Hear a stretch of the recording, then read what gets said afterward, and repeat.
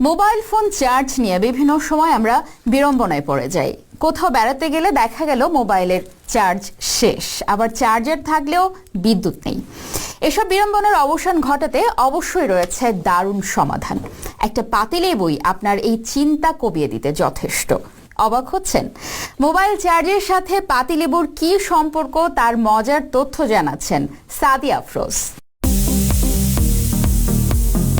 মোবাইলে চার্জ দেয়া নিয়ে চিন্তিত থাকেন না এমন লোক খুঁজে পাওয়া কঠিন। চার্জ দিতে না পারায় কতই না সমস্যায় পড়তে হয় অনেক সময়।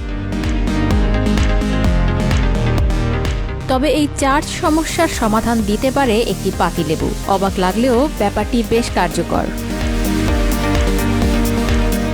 লেবু দিয়ে মোবাইল চার্জ দেওয়ার অনেক ভিডিও ইতিমধ্যে বিভিন্ন মাধ্যমে ভাইরাল হয়েছে, যেগুলোতে দাবি করা হচ্ছে পাতিলেবু দিয়েই মোবাইল ফোন চার্জিং সম্ভব।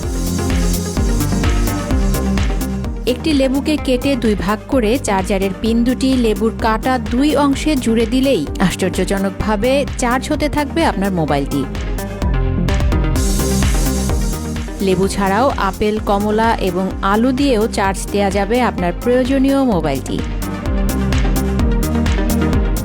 Sadia Afroz, TVN 24 news desk.